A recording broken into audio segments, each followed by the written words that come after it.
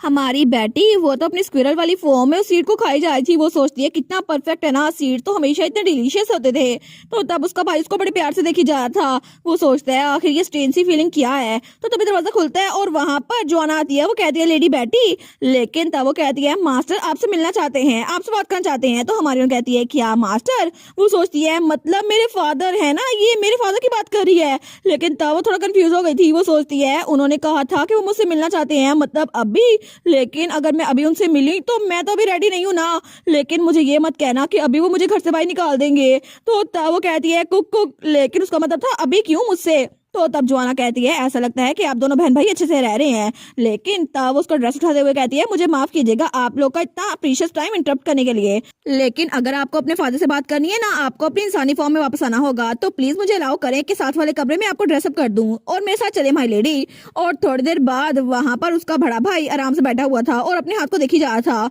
तो तभी पीछे से वो नाइट आता है। वो कहता है लेडी बेटी बहुत ज्यादा अडोरेबल है ना, मुझे यकीन नहीं होता कि वो मेरे हाथों पर आई थी। वो कहता है क्या तुम्हारी हिम्मत कैसे हुई कि मेरी बहन को अपने हाथों पर उठाने की। वो कहता है वो तो इतनी फ्रेजाइल थी ना, मुझे डर था कि पता नहीं बर्फ में वो इतनी दूर तक आ सकती है या फिर नहीं। तो तब उसका भाई कहता है अच्छा तो अपना हाथ मुझे दे दो। वो कहता है क्या मतलब। तो तब वो कहता है अपना हाथ दे दो, मैं तुम्हारी चमड़ी उधेड़ दूंगा। तो वो नाइट कहता है माय लॉर्ड आखिर ऐसा सेवेज जोक मारने की जरूरत ही क्या थी। तो वो कहता है मैं जोक नहीं मारा। वो कहता है फिर भी आप मेरे साथ ऐसा कैसे कर सकते हैं। तो तब हमारी हीरोइन का भाई कहता है बस बहुत हो गया, मैं सच में तो नहीं करने वाला ना। लेकिन तब उसके सीट को देखते हैं। वो सोचता है यूजुअली जो मुझसे वीक होते हैं वो मुझसे भाग जाते हैं, लेकिन वो बच्ची वो मुझसे बिल्कुल भी नहीं डर रही थी। तो कार्लिटोस कहता है वो तो मुझसे बिल्कुल भी नहीं डरती है ना। तो उसका नाइट कहता है मे बी शायद यही वजह हो कि लेडी बैठी। तो कार्लिटोस कहता है हाँ हाँ बिल्कुल वो छोटी सी है ना। तो उसका नाइट कहता है वो शेप शिफ्टर है इसलिए उन पर ज्यादा इफेक्ट नहीं होता, वो इसलिए आपसे नहीं डरती। तो वो कहता है मुझे पता है मैं उसका बड़ा भाई हूँ। लेकिन तभी वो उसकी तरफ देखते हैं तो वो कहता है मुझे माफ कर दे, जुबान से निकल गया था। लेकिन तब थोड़ी देर बाद वो दोनों बहन भाई लेडी जोआना के पीछे जा रहे थे, उस बटलर के पीछे। तो तब वो एक जगह पर पहुंचती है। वो कहती है कि वही ऑफिस है जहाँ पर हिज ग्रेस अपना काम संभालते हैं। तो हमारी सोचती है अच्छा तो ये मेरे फादर का ऑफिस है। लेकिन तभी वो बटलर वहां पर नॉक करती है। वो कहती है हम लोग अंदर आ रहे हैं माय लॉर्ड। और तभी वहां पर कोई बैठा हुआ था। वो कहता है फाइनली आप लोग यहाँ पर आ गए। और ये तो मेहन की तरह दिख रहा था, लेकिन मुझे मेहन ज्यादा पसंद है, ये तो थोड़ा इवल लग रहा है। तो तब उनके पास आते हुए कहता है बहुत दिनों बाद मिले लॉर्ड कार्लिटोस, और ऐसा लगता है आप सप्लाई इशू की वजह से यहाँ पर आए हैं। तो हमारी सोचती है ये कौन है। वो कहता है और किस वजह से यहाँ पर आया होगा। तो वो कहता है जी जी ऑफ कोर्स। लेकिन तब वो हमारी हीरोइन की तरफ देखते हैं। वो कहता है और माय लेडी मैं पहली बार आपसे मिल रहा हूँ ना, मैं हूँ काउंट जेलोट और मैं फाइनली हिज ग्रेस के एब्सेंस में यहाँ को हैंडल करता हूँ जब तक वो यहाँ पर नहीं है। और आपसे मिलकर बहुत ज्यादा खुशी हुई। तो तब हमारी हीरोइन उसको देखती है। वो कहती है मैं हूँ बेटी और मैंने सुना था हिज ग्रेस मुझसे मिलना चाहते हैं। तो वो कहता है हिज ग्रेस अच्छा मतलब आपके फादर, उन्होंने मुझसे कांटेक्ट किया था कि जैसे ही आप यहाँ पर पहुंचे ना मैं इस डिवाइस के जरिए आपसे कम्युनिकेट करवाऊं और आप इससे बात कर सकते हैं। तो हमारी सोचती है अभी थोड़ी देर बाद मैं अपने फादर की आवाज सुनने वाली हूँ पहली बार। तो तब वो कहती है बाय द वे आखिर मुझे बताएंगे वो मुझसे क्या बात करना चाहते हैं। तो कांट जिलोट कहता है वेल एक ही चीज हो सकती है, ये आपके बेबी लाइक बिहेवियर की वजह से है, क्योंकि ये नेचर है ना कि आप अपनी फैमिली से मिलना चाहते हैं। लेकिन इस वक्त नॉर्थ में वहां पर तो जंग का माहौल है और ये बहुत ज्यादा अजीब होगा कि आप इस जंग वाले माहौल में अपनी फैमिली में आ गई हैं। तो वो सोचती है लेकिन मैं बेबी की तरह एक्ट तो नहीं कर रही थी ना, मैं तो इनिशियल रिट्रीट को प्रिवेंट करना चाहती थी। तो तब वो कहता है मैं ये नहीं कह रहा ये बहुत बड़ा बुरा है और ये कम्प्लीटली अंडरस्टैंडेबल है, आप छोटी सी बच्ची हैं, फिर भी नॉर्थ की सिचुएशन अच्छी नहीं है और इसी वजह से तो आपके फादर ने आपको नॉर्थ की बजाय कैपिटल में भेजा था ताकि आप वहाँ पर सेफ रह सके। और मुझे नहीं लगता कि यहाँ आने का डिसीजन बिल्कुल भी ठीक था। तो तब हमारी हीरोइन वो थोड़ा सा फ्लिंच होती है। वो सोचती है मेरी आंट भी मुझसे यही कहा करती थी तुम कितनी अनोइंग हो ना, तुम्हारी तरफ देख कर ही मुझे बहुत ज्यादा अजीब लगता है। तो वो थोड़ा सा उदास हो जाती है। वो सोचती है अगर मेरे फादर ने यही कहा तो तब काउंट जिलोट कहता है प्लीज आराम से रहे माय लेडी, एक बार वार खत्म हो गई ना तो हिज ग्रेस डेफिनेटली यहाँ पर आ जाएंगे।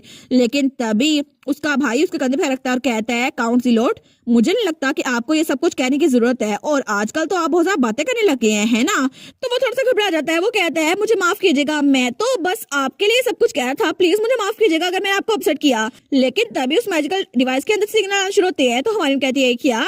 वो कहता है फाइनली हमें सिग्नल मिल ही गया। तो तब उस ग्लोब के ऊपर हाथ रखता है। वो कहता है जी और ग्रेस अभी वो वहां पर पहुंची है। जी ऑफ कोर्स। वो कहता है माय लेडी हिज ग्रेस आपसे बात करना चाहते हैं। तो तब वो कहता है अगर आप इस ग्लोब के ऊपर हाथ रखें ना तो तब आपको उनकी आवाज आएगी। और वो कहती है इस तरह। वो कहते हैं हाँ हाँ बिल्कुल इस तरह। तो हमारी हीरोइन उसके ऊपर हाथ रखती है तो उसको मैजिकल प्रेजेंस महसूस होती है। तो तब उसे आवाज आती है क्यों। आखिर तुम नॉर्थ में क्यों आ गई और कैपिटल में क्यों नहीं रही। तो वो सोचती है कि ये मेरे फादर की आवाज है, क्या सच में मैं अपने फादर से बात कर रही हूँ। लेकिन ये आवाज तो सिर्फ मुझे सुनाई दे रही है, क्या सच में मेरे फादर की आवाज इस तरह है। और तब वो आंखें बंद करते हुए सोचती है ऐसा लगता है ये आवाज तो लोगों को डरा के रखती है। लेकिन तभी उसके फादर की दोबारा आवाज आती है, क्या तुम्हें मेरी बात समझ नहीं आई। वो कहती है क्या, लेकिन तभी वो कहती है कैपिटल। तो तब वो सोचती है ओ नो, अभी मैं इस बारे में सोच रही हूँ तो मैं तो यहाँ आने से पहले प्रिंस को थप्पड़ मार के आई थी। अगर मैंने इस बारे में इनको बताया तो कहीं इनको बुरा तो नहीं लग जाएगा, और अगर इनको बुरा लग गया तो क्या ये लोग मुझे यहाँ से निकाल नहीं देंगे। तो हमारी बेटी सोचती है क्योंकि मेरे पर्सपेक्टिव से मैंने तो सिर्फ उसको थप्पड़ मारा था जिसने मुझे धोखा दिया था, लेकिन मेरी फादर की नजरों में मैंने तो रॉयल्टी को असॉल्ट किया है। तो वो सोचती है आखिर मैं इनको ऐसे कैसे एक्सप्लेन करूं। लेकिन तब उसके फादर की आवाज आती है, क्या सच में कुछ अजीब हुआ था। और तब हमें उसका फादर दिखाया जाता है, लाइनहार्ट डी एस्लान, हेड ऑफ हाउस एस्लान। तो तब वो तो बड़ा हैंडसम था। तो हमारी सोचती है मैं श्योर नहीं हूँ मुझसे क्यों पूछ रहे हैं, लेकिन उनको पहले पता चल गया होगा, लेकिन मैं उसे झूठ नहीं बोल सकती ना। तो तब वो हिम्मत करके कहती है असल में कुछ हुआ था जिसकी वजह से मैंने हिज हाइनेस प्रिंस रिटर को थप्पड़ मारा था। तो तब उसका फादर उसका भाई दोनों कहते हैं क्या। तो तब वो कहते हैं सेकंड प्रिंस के फेस पर, लेकिन क्यों। तो हमारी सोचती है उप्स, ऐसा लगता है इन लोगों को पता नहीं था, लेकिन मैं इस बात को अपने तक नहीं रख सकती। और तब उसने एक्सप्लेन कर दिया था कि असल में उसकी आंट ने प्रिंस के साथ उसकी मैरिज अरेंज की थी, इसी वजह से उसे गुस्सा आ गया और उसने प्रिंस के थप्पड़ मार दिया। लेकिन तब वो कहती है मैंने हिज हाइनेस के थप्पड़ इसीलिए मारा था और कोई वजह नहीं है। वो सोचती है ये सब कुछ मैं इनको नहीं बता सकती कि मैं टाइम में ट्रैवल करके वापस आई हूँ और इनको लगेगा मैं ट्रबल मेकर हूँ। तो उसका फादर कहता है अच्छा ये बात है, और उसको तो कोई फर्क नहीं पड़ता था। तो उसका भाई भी कहता है अच्छा फिर क्या हुआ। तो हमारी वो सोचती है कि मुझे लगा था ये लोग गुस्सा होंगे, लेकिन इनको कोई गुस्सा नहीं आ रहा। तो उसका भाई उसके कंधे पे रखता है और कहता है तुमने अच्छा काम किया, मैरिज तो आउट ऑफ क्वेश्चन है, ये तो बिल्कुल नॉनसेंस है। तो तब उसका फादर कहता है किसकी हिम्मत हुई कि मेरी बेटी की शादी मेरी इजाजत के बगैर रखने की, और तुम्हारी आंट से तो मैं पूछ लूंगा। और वैसे भी मुझे लगता है रॉयल फैमिली वो कुछ ज्यादा अपने औकात से बाहर आ रही है और तुम्हें इस बारे में फिक्र करने की जरूरत नहीं है। तो हमारी उन सोचती है लेकिन मैं तो इसलिए नहीं भागी थी ना क्योंकि वजह ये नहीं थी। तो उसके फादर की आवाज आती है जैसे ये लड़ाई खत्म होगी ना इस बैटल के बाद मैं रॉयल फैमिली को रिजेक्शन का लेटर भेज दूंगा, तब तक के लिए तुम वापस कैपिटल जा सकती हो। तो हमारी उन सोचती है क्या वापस चले जाऊं। तो तब वो कहता है ये बैटलफील्ड है। तो हमारी उन कहती है मुझे पता है। तो उसका फादर कहता है बैटल्स माउंटेन के इर्द गिर्द होती है और यहाँ पर बहुत ज्यादा खून खराबा होता है, इसलिए मैं तुम्हें यहाँ पर नहीं रख सकता, तुम ये बात जानती हो ना। तो तब वो कहती है लेकिन फिर भी क्या आप मुझे यहाँ पर थोड़ी देर के लिए रख सकते।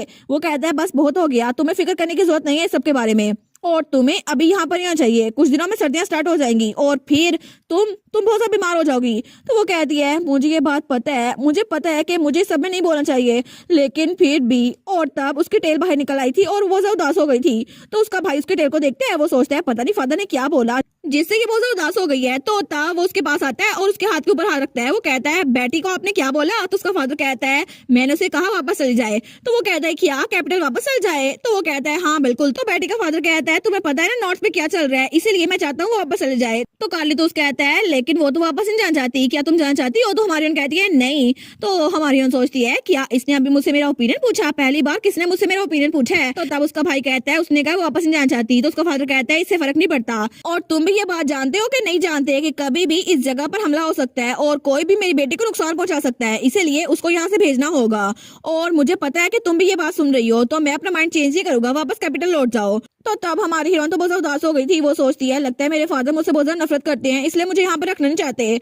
तो तब कार्लितोस कहता है सच में आप तो बिल्कुल अजीब बातें कर रहे हैं, आखिर वो अकेली कैसे वापस आएगी। तो वो सोचती है मेरा भाई मेरी साइड ले रहा है। तो तब वो कहता है फादर मुझे नहीं लगता कि आपको पता होगा वो इस वक्त कैसी दिखती है, लेकिन मैंने उसे शेप शिफ्ट करते हुए देखा है और वो तो मेरी टेल से भी ज्यादा छोटी है, और ह्यूमन फॉर्म में अगर मैं उसको पोक भी करूँ ना तो वो टूट जाएगी, वो तो बिल्कुल ग्लास की तरह है। तो हमारे सोचती है कि मेरी हेल्प कर रहा है कि मेरी बेइज्जती कर रहा है। तो तब वो कहता है इसके अलावा मैं श्योर नहीं हूँ कि वापस जा भी पाएगी या फिर नहीं, क्योंकि रास्ते में बहुत सारी चीजें हैं। तो उसका फादर कहता है लेकिन फिर भी। वो कहता है अगर वो अकेली वापस गई ना तो कैपिटल जाते जाते वो बेहोश हो जाएगी और रास्ते में मर जाएगी। तो उसका फादर कहता है क्या, लेकिन तभी बिल्कुल खामोशी हो गई थी। तो तब हमारी हीरोइन सोचती है क्या ये मेरी बात मान जाएंगे। तो उसका फादर कहता है ठीक है फिर। तो हमारी हीरोइन थोड़ी खुश हो जाती है, वो सोचती है कि ये बात मानने वाले हैं। तो उसका फादर कहता है जब तक मैं वापस नहीं रहता तब तक तुम यहीं पर हो। तो हमारी बेटी वो तो खुश हो गई थी, वो कहती है सच में थैंक यू सो मच। और उसके बाद वो कहती है excuse me, thank you so much मेरी हेल्प करने के लिए। और तब वो अपनी टेल को लहरा रही थी। तो उसका भाई उसकी टेल को देखता है, वो कहता है थैंक यू। तो वो कहती है हाँ हाँ बिल्कुल। तो बेटी का भाई कहता है अगर तुम थैंक यू हो तो फिर मुझे अपनी टेल को टच करने दो, और वो तो बिल्कुल स्ट्रेट फॉरवर्ड था। तो हमारी सोचती है क्या इसने इसने यही मांगा है, लेकिन तब अपना मुंह फुला लेती है। वो सोचती है इसको यही मांगना था, लेकिन तब वो मुड़ने लगती है। वो कहती है ठीक है, मैं थैंकफुल हूँ सही, तो एक बार इसको टेल को टच करने देती हूँ। और तब वो तो बड़ी क्यूट सी लग रही थी, तो उसका भाई इसको देखते हैं, तो उसका भाई सोचता है सच में मैं इसकी टेल को टच कर सकता हूँ। तो हमारी सोचती है बस कि मेरी टेल को उखाड़ ना दे। तो उसका भाई सोचता है कितनी सॉफ्ट और फ्लफी है ना इसकी टेल। लेकिन तभी वहां पर कोई आता है, वो कहता है हमारे पास एक इमरजेंसी है। तो कार्लिटोस कहता है क्या हुआ है, क्या मसला है। तो वो कहता है मिलिट्री वेयर हाउस, वहां पर तो आग लग गई है। तो वो कहता है क्या। तो हमारी सोचती है हैं क्या हुआ। तो वो कहता है हमें भी पता चला है कि वहां पे जो राशन हमने भिजवाना था वो सारे के सारे फूड सप्लाई वो आग में जल चुके हैं, और वहां पर बहुत ज्यादा आग फैली हुई है, और सब सिपाही उसको रोकने की कोशिश कर रहे हैं, लेकिन उस आग को रोकना बहुत ज्यादा मुश्किल होगा। तो तभी थोड़ी देर बाद वो लोग बाहर आ गए थे, तो हमारी बेटी भी उनके साथ ही बाहर आई थी। तो कुछ मेड्स और सर्वेंट्स वहां पे पानी फेंक रहे थे। वो कहते हैं हमें और कितने पानी की जरूरत है। तो हमारी सोचती है अच्छा तो ये वही वक्त था ना जब इनिशियल रिट्रीट के साइंस शो हुए थे, है ना, क्योंकि इनिशियल रिट्रीट तब था जब जंग के दौरान ही ड्यूक ने अपने सोल्जर्स को वापस बुला लिया था, क्योंकि उनके पास खाने के लिए कुछ भी नहीं था और वैसे ही मारे थे, और इसीलिए हर कोई ड्यूक के खिलाफ हो गया था, यानी कि मेरे फादर के। लेकिन वो सोचती है मेरे फादर ने कभी किसी को रीजन नहीं बताई कि उन्होंने फौज को वापस क्यों बुलाया था। शायद यही वजह थी कि खाने के लिए कुछ भी नहीं था और उनके पास लड़ने की स्ट्रेंथ नहीं थी। और पता नहीं ये सब कुछ कब तक चलेगा, क्योंकि जहाँ तक मुझे पता है ना सिचुएशन अगले साल और जरा अजीब हो जाएगी, क्योंकि पहली चीज तो ये हुई थी कि यहाँ पर आग लग गई है, लेकिन अगर मुझे इससे रोकना है ना तो मुझे कुछ ना कुछ तो चेंज करना होगा। तो तब अपने इर्द गिर्द देखती है तो वहाँ पे एक प्लांट उगा हुआ था। वो सोचती है हाँ बिल्कुल हम इसको यूज कर सकते हैं। और थोड़ी देर बाद उसका भाई अपनी लाइन वाली फॉर्म में एक इंसान को लेकर आया था और उसको वहां पर गिरा देता है। वो कहता है मुझे ये मिल ही गया। तो तब अपनी इंसानी फॉर्म में आता है, तो वहां पर सोल्जर आते हैं। वो कहते हैं सच में इसने फाइट स्टार्ट की थी। दूसरा कहता है बॉडी क्या आपने उनको मार दिया। वो कहता है नहीं, जब मैं इसको पकड़ने के लिए गया तो ये खुद ही यहाँ से भाग रहा था और ये पहले ही मर चुका था। तो दूसरा नाइट कहता है क्या ये इन्फॉर्मेशन को सेल कर रहा था और इसने फाइट लगाई है। तो कार्लिटोस कहता है कितना अजीब है ना, इसको पकड़ना तो बहुत ज्यादा आसान था, ऐसा लगता है कि ये जानबूझ के चाहता था मैं इसको पकड़ लूं। तो वो कहता है सच में आप तो बहुत ज्यादा फास्ट है ना, इसलिए यंग मास्टर। तो कार्लिटोस कहता है नहीं, जरा इसके हाथ के बैक पर तो देखो, और ये निशान ये तो होली एम्पायर का है ना। तो दूसरे नाइट कहते हैं जी बिल्कुल आप ठीक कह रहे हैं, लेकिन ये एम्पायर बास्टर यहाँ पर क्या करा था। तो कार्लिटोस कहता है मुझे नहीं पता, लेकिन मुझे लगता है ये वेयरहाउस से ज्यादा दूर नहीं गया था और ये चाहता था मैं इसको पकड़ लूं, और ऐसा लगता है इसने ये क्राइम जानबूझ के किया है ताकि लोग इसको देखें और पकड़ ले, और ये तो बस भागने की ट्राई करा था और ऐसा प्रिटेंड करा था जैसे भाग रहा है, लेकिन ये सच में चाहता था कि हम इसको पकड़ ले। और अब हमारे पास एक डेड बॉडी है जिसके ऊपर एम्पायर का मार्क है, ऐसा लगता है ये कोई मैसेज देना चाहते हैं जैसा ये सब कुछ प्लान किया गया हो। तो तभी वहां पर कोई आता है, वो कहता है माय लॉर्ड हमें आज ही सप्लाईज को भेजना था, लेकिन हम क्या करें, क्या हम किसी और गेट को ढूंढे। तो तब वहां पर बातें कर रहे थे कि फूड के लिए हमें क्या करना चाहिए, क्योंकि हमें सोल्जर्स को ये सारा कुछ भेजना था। तो तभी वहां पर काउंट आता है, वो कहता है प्लीज काम डाउन, हम सब कुछ पूरी कोशिश करेंगे कि अल्टरनेटिव प्लान ढूंढ ले, लेकिन आपको टेंशन होने की जरूरत नहीं है। और तब वो कार्लिटोस के पास आके कहता है माय लॉर्ड कुछ है जो मैं आपसे कन्फेस करना चाहता हूँ। तो कार्लिटोस कहता है अच्छा कन्फेस तो करो। वो कहता है असल में इस सब का इंचार्ज मैं था, लेकिन मेरी वजह से ये सब कुछ हो गया, अगर मैं प्रिकॉशन करता ना तो ये सब कुछ ना होता। तो दूसरा कहता है प्लीज ये आपकी गलती नहीं है माय लॉर्ड, किसी को नहीं पता था ये सब कुछ हो जाएगा। तो वो कहता है नहीं ये मेरी गलती थी, मुझे ये सब कुछ देखना चाहिए था, क्योंकि वेयर हाउस को डील करना मेरे जिम्मे था, और फिर भी मैं इस इंसिडेंट को प्रिवेंट नहीं कर पाया। तो तब कार्लिटोस सोचता है सच में ये माफी मांग रहा है, लेकिन फिर भी ये तो ऐसा लग रहा है जैसे बिल्कुल रिलैक्स है, लगता है ये दिल से माफी नहीं मांग रहा, जरूर इसमें ये शामिल होगा। तो पीछे वाला कहता है मैं समझ सकता हूँ कि आप गुस्से में होंगे, लेकिन हिज लॉर्डशिप इन्होंने बहुत ज्यादा मेहनत की है। तो तभी हमारी बेटी वहां पर आती है, वो कहती है एक्सक्यूज मी। तो सब लोग उसको देखते हैं, वो कहते हैं क्या एक बच्ची यहाँ पर क्या कर रही है। दूसरा कहता है आप तो यंग लेडी होंगी ना जो भी वापस आई है। वो कहती है हाँ हाँ बिल्कुल। तो उसका भाई कहता है ओए बुशी टेल यहाँ पर क्या कर रही हो। वो कहती है मैंने कहा था ना मुझे ये ना बुलाओ, लेकिन तब अपने भाई को देखती है जिसकी शर्ट ही नहीं थी। वो कहती है क्या आखिर तुम्हारे कपड़े कहाँ पर गए, कितना अजीब है ना। तो दूसरा कहता है क्या आप फिक्रमंद हो रही थी अपने भाई के लिए, लेकिन आप तो कितनी अच्छी है ना। वो सोचती है मेरे भाई ने कपड़े क्यों नहीं पहने हुए, लेकिन तब वो कहती है अरे हाँ मैं फूड सप्लाई के लिए फिक्रमंद हो रही थी और मेरे पास एक सोल्यूशन भी है। तो वो कहता है क्या सोल्यूशन है आपके पास। तो हमारी उन कहती है हाँ बिल्कुल ये देखो, और वहाँ पे एक फ्रूट लेकर आई थी। वो लोग कहते हैं ये फ्रूट, लेकिन तभी वो कहते हैं ये तो डेविल फ्रूट है ना, और इसको खाकर बहुत बड़ा पेट दर्द होता है। तो तब उसका भाई कहता है तुम्हें पता है ना इसका नाम क्या है, डेविल फ्रूट, और इसको कोई भी नहीं खा सकता। तो वो कहती है ट्यूबरोसम, इसका नाम ट्यूबरोसम है, ये एक पॉइजनस प्लांट है, लेकिन फिर भी सब लोग को इसके बारे में नहीं पता। वो कहती है एक्चुअली ये इतनी भी अजीब नहीं है जितना आप लोग को लगता है, और इससे हम फूड सप्लाई का मसला हल हल कर सकते हैं। तो पीछे से काउंट ज़िलोड उसको देखी जा रहा था। तो हमारी कहती है ये मिराकल प्लांट है, इसको खा के हम फूड शॉर्टेज के मसले को हल कर सकते हैं। तो दूसरा कहता है माय लेडी मुझे माफ कीजिएगा, लेकिन आप कह रही हैं कि इसको खाकर हम मसले को हल कर सकते हैं, लेकिन अगर इसको हमने खाया ना तो इससे पेट दर्द होगा और इससे बहुत बड़ा मसला हो जाएगा। अगर आपको खेलना ही है तो किसी मेट को बुला देता हूँ, आप उसके साथ खेल ले। तो हमारा हीरो उसको तो गुस्सा आता था, वो सोचता है ये बास्टर्ड मेरी बहन को क्या बोल रहा है। तो तब हमारी उन कहती है माई लॉर्ड क्या आपको पता है ट्यूबरोसम के फायदे क्या होते हैं। तो वो कहता है क्या, वो कहती है सबसे पहले ट्यूबरोसम कहीं भी उग जाता है और दूसरे नंबर पे इसका फ्रूट ये रूट के साथ अटैच होता है, इसीलिए इसका साइज ये तो बहुत बड़ा होता है। लेकिन तब अपने भाई की तरफ देखती है, उसका बाजू पकड़ती है, वो कहती है बिल्कुल मेरे भाई के हाथ की तरह, ठीक है ये तो इतना बड़ा हो सकता है और एक खाने के लिए काफी होगा। तो काउंसिलर कहते हैं हाँ ये काफी होगा, लेकिन आपको पता है ना ये जहरीला है, इसको हम खा नहीं सकते और अगर सोल्जर्स ने इसको खाया तो उनका पेट दर्द होगा और वो जंग नहीं कर सकेंगे। और अगर उन्होंने ये खाया तो इस तरह होली पार्ट के सोल्जर्स के लिए आसान हो जाएगा कि वो हमारे लोग के गले काट सके। लेकिन तब वो कहता है मेरी गलती है, प्लीज मेरे इनअप्रोप्रिएट कमेंट को एक्सक्यूज कर दें। तो हमारी हंसते हुए कहती है नहीं नहीं आप ठीक कह रहे हैं माय लॉर्ड। वो कहता है जी माय लेडी, और आपको अशेम नहीं होना चाहिए क्योंकि आपको इसकी नॉलेज नहीं थी। वो कहती है बस आपको ये पता ना कितना पॉइजनस है, लेकिन मुझे पता है इसका पार्ट कौन सा पॉइजनस है और बाकी सब कुछ बिल्कुल गलत था। वो कहता है क्या मतलब गलत था, क्या कोई चीज हम खा सकते हैं। तो दूसरा कहता है मैंने सुना था हंटर का नेफ्यू उसको खा के बीमार पड़ गया। तो वो कहती है हाँ बिल्कुल, क्योंकि आपको पता है कि इससे स्टमक एक नहीं होगा, अगर पेट दर्द से बचना है ना सबसे पहले आपको फ्रूट खाना होगा। तो तब उस फ्रूट को खा लेती है और जब वो खा रही थी तो सब लोग उसको हैरान होकर देखते हैं। वो कहते हैं क्या माय लेडी आपने ये क्या किया, लेकिन तब उसने वो फ्रूट खा लिया था। वो कहती देखा मैं बिल्कुल ठीक हूँ। तो सब लोग चिल्ला कहते हैं माय लेडी प्लीज प्लीज कोई तो फिजिशियन को बुला के लाओ, माय लेडी आप ठीक तो है ना। और तब थोड़ी देर बाद ही फिजिशियन आ गया था और हमारी बेटी को चेक करा था। वो कहता है लेडी बेटी, तो सब लोग कहते हैं हाँ क्या हुआ। तो वो कहता है लेडी बेटी तो बिल्कुल ठीक है, उनके पास पॉइजनिंग के बिल्कुल भी साइंस नहीं है। तो हमारी बेटी उनको विक्ट्री का साइन करके दिखाती है। तो तब उसका भाई कहता है क्या कोई भी नहीं। वो कहता है जी जी कोई भी नहीं। तो उसका भाई कहता है तुम श्योर तो हो ना। वो कहता है जी जी बिल्कुल, मुझ पर यकीन करें। अगर उनकी बॉडी पे पॉइजन होता ना सबसे पहले जुबान पे जाहिर होता, लेकिन उनकी टंग पे कोई भी सिम्टम जाहिर नहीं हो रही। लेकिन लेडी बेटी उनके पास तो बिल्कुल भी पॉइजन फील नहीं हो रहा। तो हमारी बेटी वहां से उछलती है। वो कहती है देखा मैंने कहा था हम इसको खा सकते हैं, ट्यूबरोसम एक एडिबल फ्रूट है। तो उसका भाई कहता है अच्छा डेफिनेटली ये पॉइजनस प्लांट है। और तब उसका भाई कहता है क्या पता कुछ ट्यूबरोसम खाने के काबिल हो और कुछ ना हो, क्या इनमें कोई फर्क है। तो वो कहती है नहीं बिल्कुल भी नहीं। तो दूसरा नाइट कहता है शायद माय लेडी आप बिल्कुल स्पेशल हो, क्या आप इसको खा सकती हैं। वो कहती है नहीं बिल्कुल नहीं। तो बाकी के दो नाइट्स पे कहते हैं फिर क्या आंसर है। दूसरा कहता है मुझे भी नहीं पता। तो हमारी उन कहती है आंसर है ये, तुम लोग देख रहे हो ये टहनियां, हम अगर इसको खाएंगे ना तो फिर हम ठीक रहेंगे। तो वो लोग कहते हैं क्या ट्यूबरोसम की टहनियां। तो वो कहती है हाँ बिल्कुल, नॉर्मली अगर तुम फ्रूट को खाओगे ना और टहनी को फेंक दोगे तो इस तरह तुम्हारी बॉडी में पॉइजन फैल जाएगा, लेकिन अगर टहनी को खाए ना तो वो इसका एंटीडोट बन जाएगा और तुम्हारी बॉडी में जहर नहीं आएगा। तो वो सोचती है असल में इसमें एक लिक्विड होता है जिसकी वजह से पॉइजन न्यूट्रलाइज हो जाता है। वो कहती है एक्चुअली हाँ आने से पहले मैंने इसकी टहनियां खाई थी और फिर मैंने ये फ्रूट खाया था है ना, इसलिए मुझे पॉइजन नहीं हुआ। तो हमारी सोचती है ये सब कुछ मुझे अपनी पास्ट लाइफ में पता चला था जब किसी एक इंसान ने पूरा का पूरा प्लांट खा लिया था टहनियों समेत, लेकिन तब उसको कुछ भी नहीं हुआ था और बाद में ये बात फैल चुकी थी और सब लोग इसको खाना शुरू हो गए थे। तो तब उनमें से एक नाइट कहता है टहनियां एंटीडोट होती हैं। दूसरा कहता है मैंने तो कभी भी नहीं सुना।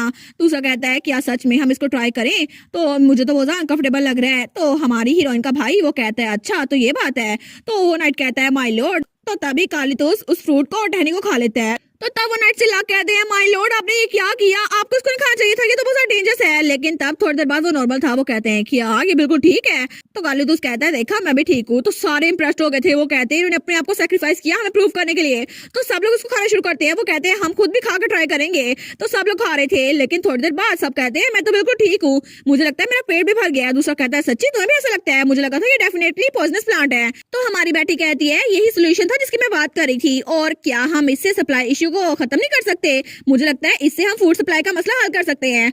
तो उनमें से कहता है माय लेडी अगर ऐसा ही है तो आपको इस इन्फॉर्मेशन के बारे में उनको लिखना चाहिए और आप बैटलफील्ड में ये लेटर भेज सकती हैं। दूसरा कहता है हाँ बिल्कुल मैं ट्यूबरस से इकट्ठे करके लाता हूँ, उनको भेज देते हैं। तो हमारी हीरोइन सोचती है ये तो बहुत ग्रेट हो गया ना, इस तरह इनिशियल रिट्रीट वो रुक जाएगी और फ्यूचर में जो ग्रेट वॉर होने वाली थी ना वो भी रुक जाएगी।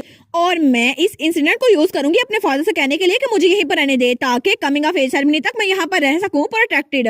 और मेरी कमिंग ऑफ एज सेरेमनी वो 10 सालों में आने वाली है, तब तक मैं यहाँ पर रहूंगी और सबकी हेल्प करूंगी और इस तरह मैं आराम से यहाँ पर रह सकती हूँ और अपना फ्यूचर बिजनेस वो भी चला सकती हूँ। और वो तो बड़ी खुश हो गई थी। तो तब हर कोई इसके तारीफे कर था। वो कहते हैं सच में आपने इतनी ग्राउंड ब्रेकिंग डिस्कवरी कैसे की। तो दूसरा कहता है लेडी बेटी आप तो गुड लक चाम है हमारे लिए। लेकिन दूर खड़ा काउंट ज़िलोड उसको देख रहा था और बहुत ज्यादा गुस्सा हो रहा था। वो सोचता है है नहीं, आखिर इसने ये मसला इतनी जल्दी हल क्यों कर दिया और अब मैं उनको रिपोर्ट कैसे करूंगा। और दूसरी तरफ हमें फौजी छावनी दिखा जाती है जहां पर कुछ स्पाई खड़े थे। एक कहता है मैं तो भूख से मरने वाला हूँ, दूसरा कहता है फूड कब पहुंचेगी, मैं तो बहुत थक गया हूँ और मुझे लगता है मुझे चक्कर आ रहे हैं। लेकिन तभी वहां पर बग्गी आती है जिसके अंदर फूड सप्लाई था, तो सब लोग वहां पर आते हैं। तो तभी एक स्पाई आता है, वो कहता है योर ग्रेस, लेडी बैटी ने आपके लिए लेटर लिखा है। वो कहता है एक लेटर, और तब वो लेटर पढ़ता है तो वहां पर लिखा था आई होप ये फादर आपको अच्छे से मिले फादर, और मैंने ये अच्छी गुड न्यूज के साथ लिखा है। तो वो सोचता है आखिर उसने एक्सप्रेशन लिखना कहाँ सीखे। लेकिन तभी वो आगे देखते हैं तो सब लोग कहते हैं ये तो पॉइजनस प्लांट है ना, क्या उन्होंने गलती से भेज दिया है। तो दूसरा कहता है इसके साथ एक लेटर भी है जिसमें एक्सप्लेन किया हुआ है इसको खाते कैसे है। लेकिन वो तो एक छोटी बच्ची है ना 8 साल की, तो हम उनकी बात कैसे मान सकते हैं। तो सब लोग तो बहुत ज्यादा परेशान हो गए थे। वो कहते हैं अगर हम इसको खाएंगे तो हमें तो पेट दर्द हो जाएगा ना, डायरिया की वजह से हम इसको नहीं खा सकते। तो ड्यूक वहां पर आता है, वो कहता है अच्छा तो ये सब कुछ ये मेरी बेटी ने भेजा है ना। तो तब उन फ्रूट्स को देखते हैं तो तभी उनमें से एक फ्रूट उठाता है, तो दूसरे कहते हैं योर ग्रेस आप इसको नहीं खा सकते। लेकिन तब उसने पहली बाइट ले ली थी, तो सब लोग कहते हैं उन्होंने बाइट ली। लेकिन ड्यूक बिल्कुल ठीक था और सब लोग इम्प्रेस पार्ट 2 हो गए थे, क्योंकि पहले उसके भाई से इम्प्रेस हुए थे और अब उसके फादर से। सब लोग कहते हैं सच्ची ये खा सकते हैं तो हम भी खा सकते हैं। और तब सब ने वो फ्रूट पकड़ लिए थे। तो तब उनमें से कोई कहता है सोल्जर्स को काम डाउन करना तो बहुत ज्यादा मुश्किल है, और सच में हमारे मास्टर वो तो बहुत ज्यादा अच्छे हैं, हमें उनको फॉलो करना चाहिए हमारी पूरी जिंदगी तक, और long live the line, long live the line. लेकिन थोड़ी देर बाद वो स्पाई, उन्होंने तो पेट भर के खाना खा लिया था। वो कहते हैं हमने इतने दिनों बाद पेट भर के खाना खाया है। दूसरा कहता है एग्जैक्टली, मुझे लगता है हम लोग अब जीत सकते हैं। और तब ड्यूक खैमे में बैठा हुआ था और बाहर से वो स्पाई, वो तो हमारी हीरोइन की तारीफें किए जा रहे थे, लेकिन ड्यूक बड़े खामोशी से वो लेटर पढ़ा था और वहां पर लिखा था मेरी सिंसियर विश है कि ये लेटर आपको हेल्प कर सके, और मैं सच में चाहती हूँ कि इस किंगडम को प्रोटेक्ट कर सकूं, क्योंकि ये मेरी भी ड्यूटी है, और मैं चाहती हूँ कि हाउस एस्लान उसकी अचीवमेंट बहुत ज्यादा हो, और आपकी सिंसियरली बेटी। तो ताऊ उस लेटर को पढ़ता है, वो कहता है मेरी प्यारी बेटी, उसने मुझे ये लेटर लिखा, उसने अपने छोटे से हाथों से मुझे ये लेटर लिखा, और मेरी प्यारी बेटी कितनी क्यूट होगी ना। और दूसरी तरफ हमें वो टाइम दिखा जाता है जब हमारी हीरोइन ड्यूक को लेटर लिख रही थी। तो तब वहाँ लेटर लिखती है, वो सोचती है ठीक है मैंने इसमें सारी तारीफें भी लिख दी हैं और सब कुछ रह गया है, और आखिर में मुझे उनकी तारीफें भी करनी होगी, और वो सारा का सारा लेटर पूरा लिखी जा रही थी। और एंड पे कहती है ठीक है फाइनल में मैं लिखूंगी आपकी सिंसियरली बेटी। तो तब वो तो बड़ी खुश थी। तो तब जोआना उसके पास आती है, वो कहती है आपने अच्छा काम किया लेडी बेटी। वो कहती है सच्ची जोआना। वो सोचती है सच में ऐसा लगता है ये तो बिल्कुल मैच्योर हो गई है। लेकिन तभी हमारी हीरोइन वो अंगड़ाई लेती है, वो कहती है क्या शाम हो भी गई, मुझे लगता है कि बाकी सब लोग टुबरोसम पिक करने के लिए गए थे। तो बटलर कहती है जी बिल्कुल सबने कलेक्ट कर ली है। तो हमारी हीरोइन सोचती है मुझे यकीन नहीं होता सबने मेरी बात मान ली और सब लोग टुबरोसम को कलेक्ट करने के लिए जा रहे हैं और सब लोग की हेल्प हो रही है, और मैं असल में किसी की हेल्प कर पाई और वो तो बड़ी क्यूट सी लग रही थी और बड़ी खुश हो रही थी। तो तब वो सोचती है मैंने कर दिखाया। तो तब वो जोआना से कहती है मैं भी बाहर जाके उनकी हेल्प करती हूँ। तो जोआना कहती है क्या, वो कहती है मैं भी हेल्प करना चाहती हूँ ना। लेकिन तभी उसका भाई वहां पर आता है, वो कहता है तुम्हें क्या लगता है तुम कहाँ पर जा रही हो। वो सोचती है कार्लिटोस, लेकिन इसने मेरे सर पे क्यों मारा, और वो तो रोने वाली हो गई थी। तो उसका भाई कहता है अब तुम्हारे सोने का टाइम हो गया बच्ची। वो कहती है मैंने इसको कहा भी था मेरा नाम लेके बुलाए, लेकिन कभी बुशी टेल बुलाता है और कभी बच्ची। तो तब बटलर कहती है ओ बाय द वे लेडी बेटी आपका कमरा तैयार हो गया है, लेकिन क्या आप चाहती हैं कि आपका भाई आपको दिखाए। वो कहती है मेरा कमरा। वो सोचती है मेरे फादर मुझे पसंद नहीं करते, तो मुझे लगा था मैं यहाँ पे अनवेलकम दूं, लेकिन मुझे लगा था ये लोग मुझे यहाँ से भगा देंगे कि बैट स्क्विरल यहाँ से भाग जाओ और मुझ पे साल्ट फेंकेंगे, या फिर मेट्स कहेंगे यहाँ पर क्या कर रही है ये हाफलिंग, इसको तो कैपिटल में रहना चाहिए था। और जो कुछ मैंने सोचा था वैसा बिल्कुल भी नहीं हुआ, और यहाँ के लोग तो बहुत ज्यादा अच्छे हैं। तो उसका भाई उसको देखते हैं, तो तब वो सोचती है जब तक मैं अपनी आंटी के पास जाती ना मुझे फर्क नहीं पड़ता मेरा कमरा कितना छोटा मर्जी हो, मैं तो यहाँ पे रह लूंगी। तो उसका भाई सोचता है पता नहीं क्या सोच जा रही है, लेकिन कितने फेसेस बनाती है ना। तो तब वो कहता है मैं इसको इसका कमरा दिखा देता हूँ। तो बटलर जोआना कहती है सच में आप ये करेंगे माय लॉर्ड, और मुझे तो बहुत ज्यादा अच्छा लग रहा है कि आप दोनों बहन भाई अच्छे से रह रहे हैं। तो हमारी सोचती है अच्छे से रह रहे हैं। तो उसका भाई कहता है चलो वो शिटेल चलते हैं, और तब वो अपने भाई को देखती है, वो कहती है ठीक है। तो उसका भाई आगे बढ़ा था, वो सोचती है हालांकि ये मुझे अजीब से नामों से बुलाता है, लेकिन फिर भी इसने मेरे लिए दरवाजा खोल के रखा हुआ है, और यहाँ के लोग तो बहुत ज्यादा अजीब है। तो तब वो लोग एक जगह पर आए थे, लेकिन हमारी हीरोइन वो तो बहुत ज्यादा थक गई थी। उसका भाई कहता है ओए तुम तो बहुत ज्यादा वीक हो है ना। लेकिन हमारी हीरोइन वो कहती है इतना दूर तक मुझे लेकर आए हो, मैं तो बहुत ज्यादा थक गई हूँ। वो कहता है क्या तुम्हारी शॉर्ट लेग्स है इसीलिए। वो सोचती है इसकी सुपर लॉन्ग लेग्स है ना इसलिए इतना जल्दी चल पाता है, लेकिन मैं क्या करूँ मेरी तो एवरेज हाइट है, लेकिन इसके मुकाबले में मैं तो एक स्क्विरल हूँ ना, तो मैं जल्दी चल नहीं पाती। तो तब वो चेहरा बनाती है, वो सोचता है ये तो बड़ी फनी लग रही है मुझे। लेकिन तब वो कहता है बुशी टेल ये जगह है जहाँ पे तुम रहने वाली हो, ये तुम्हारा कमरा है। तो तब उस जगह को देखती है, वो कहती है कि यार ये सारा, लेकिन वो सोचती है कि यार सच में मैं यहाँ पर रहने वाली हूँ, लेकिन ये तो कॉरिडोर है ना, क्या मुझे यहाँ पर सोना पड़ेगा। और वो तो बड़ी उदास हो गई थी। वो सोचती है इसका कहने का मतलब है यहाँ मेरा कोई कमरा नहीं है। तो उसका भाई कहता है ठीक है, अब मैं तुम्हें कमरे दिखाता हूँ। और तब उसको बड़े कमरे दिखाता है। वो कहता है ये तुम्हारा प्ले रूम है, ये ड्रेसिंग रूम है, ये स्टडी रूम है और भी सारी चीजें हैं। और तब उसे एक और कमरे में लेकर आया था। वो कहता है ये तुम्हारा बेडरूम है, तुम यहीं पर रहोगी। तो हमारी हीरोइन वो तो चकरा गई थी। वो सोचती है कि यार मैंने 10,000 कमरे देख लिए, क्या ये सारे मेरे हैं? और ऐसा तो हो नहीं सकता ना, ये सारे के सारे कमरे मुझे दे दें। अगर ऐसा ही है ना तो मुझे लगता है ये लोग मुझे टेस्ट कर रहे हैं, क्योंकि जो कहानी मैंने पढ़ी थी ना, वहां पे दो ट्रैवलर्स एक घर में गए थे, जहां पर एक ट्रैवलर ने तो बहुत सारे कमरे चुने थे और उसको स्पिरिट ने गिफ्ट दिया था, लेकिन जो अजीब सा ट्रैवलर था ना, उसने सबसे ज्यादा फैंसी वाली सीट चुनी थी और तब उसको बाहर निकाल दिया गया था। लेकिन वो सोचती है कि यार ये लोग मुझे यहाँ से बाहर निकाल देंगे अगर मैं कहूँ कि मुझे यहाँ पर रहना है, लेकिन मुझे अजीब सा ट्रैवलर नहीं बनना। वो कहती है काली तो उसका भाई कहता है हाँ क्या हुआ। वो कहती है तुम्हें मुझे इतना फैंसी रूम देने की जरूरत नहीं है, मैं एक छोटे से कमरे में भी रह लूंगी जहाँ पे मैं खामोशी से रह सकती हूँ। वो कहता है क्या बात कर रही हो, क्या तुम्हें मेरी एक्सप्लेनेशन कंफ्यूज कर रही है। वो कहती है कि यार ये टेस्ट नहीं था। तो उसका भाई कहता है जरा गौर से देखो, कॉरिडोर के एंड पे तो मैं स्टैचू नजर आ रहा है। वो कहती है हाँ हाँ नजर आ रहा है, बहुत ज्यादा दूर है लेकिन नजर आ रहा है मुझे। तो उसका भाई कहता है और ये कमरा देख रही हो, ये तुम्हारा बेडरूम है, यहाँ तक तुम्हारा पूरा कमरा ही है। वो कहती है क्या मतलब ये एक कमरा नहीं था, पूरा का पूरा फ्लोर मुझे दे दिया है। इसका मतलब है हाउस एस्लान इतना अमीर है कि गेस्ट को पूरा का पूरा फ्लोर दे देते हैं। क्या सच में ये फैमिली इतनी अमीर है? वो कहती है सच्ची इतना बड़ा फ्लोर सिर्फ मेरे लिए? तो उसका भाई उसको उठा लेता है। वो कहता है ठीक है तो मैं तुम्हें अंदर का कमरा दिखाता हूँ, तुम्हारा बेडरूम। वो कहती है क्या? वो सोचती है इसने मुझे उठा क्यों लिया, लेकिन वो सोचती है पहली बार मुझे कोई अफेक्शन दिखा रहा है और मुझे थोड़ा ऑकवर्ड लग रहा है। लेकिन वो कहती है काली तूस मैं तो बहुत ज्यादा भारी हूँ ना। तो उसका भाई कहता है तुम भारी? अगर तुम इससे 10 गुना भी ज्यादा भारी हो जाओगी ना फिर भी मैं तुम्हें उठा लूंगा। वो सोचती है अगर मैं इतनी फैट बन गई ना मैं तो मोटू सी बन जाऊंगी, फिर तो ये मुझे उठा नहीं पाएगा। तो उसका भाई कहता है ठीक है आज का दिन तो बहुत ज्यादा बिजी था, तो चलो तुम्हें तुम्हारा बेडरूम दिखाता हूँ। तो जब अपने कमरे में आती है ना तो उसका बेडरूम भी बहुत ज्यादा खुला था। वो सोचती है मेरे प्रीवियस रूम में तो जगह ही नहीं थी बैठने की भी, और यहाँ पर ये तो बहुत ज्यादा लग्जरियस है और वो सब कुछ तो बहुत ज्यादा अमीरों वाला था और वो फैंसी फर्नीचर जेम्स हर एक चीज बहुत ज्यादा अच्छी लग रही थी। तो उसका भाई कहता है वहां पर देखो, और जब वहां पर बाहर देखती है ना तो वहां पर जो व्यू था वो तो बहुत ज्यादा जबरदस्त था। तो उसका भाई उसको बालकनी में ले आया था। वो सोचती है मैंने ऐसा व्यूज तो सिर्फ बुक्स में पढ़ा था। तो उसका भाई कहता है केयरफुल रहना, नीचे ना गिर जाना। वो सोचती है अगर मैंने कैपिटल सिटी ना छोड़ी होती तो मुझे कभी पता ना चलता कि ये जगह भी है, और अगर मैं अपने घर पे यहाँ ना आई होती इतनी हिम्मत करके तो मुझे कभी पता नहीं चलता कि इस दुनिया में ऐसा व्यू भी है और मेरा एक भाई भी है जो कि इतना प्यारा है। तो उसका भाई कहता है ये खूबसूरत लग रहा है देखने में। वो कहती है हाँ बिल्कुल। तो वो सोचती है अच्छा हुआ ना मैंने ये डिसीजन बना लिया, क्योंकि जब तक मैं डर्टी बन जाती ना मैं पूरी कोशिश करूंगी कि मैं यहीं पर रहूं और उसके बाद मैं अपनी आंखों से इस दुनिया को घूमूंगी और इस जैसे और भी नजारे देखूंगी। और ये सब कुछ करने के लिए चाहे कुछ भी करना पड़े मैं अपने ख्वाब को जरूर पूरा करूंगी। अपनी पुरानी लाइफ की तरह मैं इस बार अपने ख्वाब को चकनाचूर नहीं होने दूंगी। और इसी के साथ ये वाला पार्ट यहीं पर ख़त्म। तो आप लोग बताइएगा आप लोग को ये पार्ट कैसा लगा, और वीडियो को लाइक और चैनल को सब्सक्राइब लाजमी कीजिएगा। बाकी वीडियोस का लिंक भी स्क्रीन पर नज़र आ रहा होगा तो काइंडली उनको भी चेकआउट कर ले। और thank you so much for watching my videos. Stay safe, bye bye.